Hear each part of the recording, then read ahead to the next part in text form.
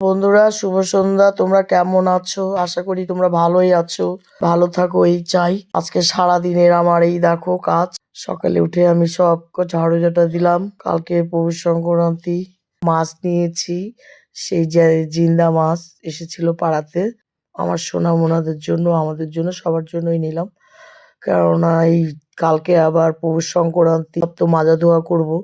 ওই জন্য সোনামোনাগুলো হয়ে যাবে। আর এই যে পূর্ণিমা লেগেছে, পূর্ণিমা লাগার ফলে আমার তো শরীরটা খুব খারাপ লাগছে। আমি তো আর রাত্রির থেকে খাবোই না কিছু। আমার চলবে এখন নিরামিষ। আমার আবার আজ থেকে নিরামিষ চলবে সেই রবিবার অবধি।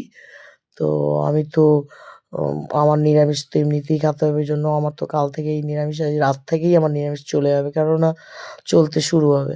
কেননা আমি তো আমিষ আর খেতে পারবো না। আমার পূর্ণিমা লেগে গেছে, আমার শরীরটা বলতেছে তুই কিছুই খাবি না। আমার আর কিচ্ছু খাওয়া হবে না, আমার শরীর পুরো অসুস্থ হয়ে পড়ে অমাবস্যা পূর্ণিমাতে। কি আর বলবো বন্ধুরা, একা একাই আমার শরীরটা ভাঙে পড়ে, শরীর ব্যথা হয়, শরীর ভালো না, ভালো যায় না। অমাবস্যা পূর্ণিমাতে আমার শরীরটা ভালো যায় না। আর রসুন পেঁয়াজের গন্ধ আর এই যে সব মাছ মাংসের গন্ধ সহ্য করতে হয়। তো আমাকে কালকে আমার মেয়ে বলেছিল যে মা কালকে পূর্ণিমা লাগবে, আমি তো ভুলেই গেছি।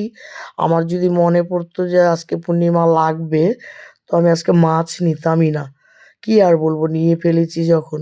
কিন্তু এখন আমার শরীরটা অসুস্থ দেখে আমার মেয়ে বলছে মা পূর্ণিমা লাগিয়ে গেছে, ওই জন্য আমার আর কিচ্ছু খাওয়াবে না। এখন মনে হয় দুধ মুড়ি কলা খাইয়ে ঘুমাই পড়ব। তোমাদের সবাইকে পৌষ পার্বণের শুভেচ্ছা জানাই। সবাই পিঠা পুলি খাও, পৌষ পার্বণ করো, দুধ পুলি খাও, পাটিসাপটা খাও, তেল পিঠা খাও, সব কিছুই খাও। হ্যাঁ, আর কি বলবো, সকলেই ভালো থাকো, সুস্থ থাকো।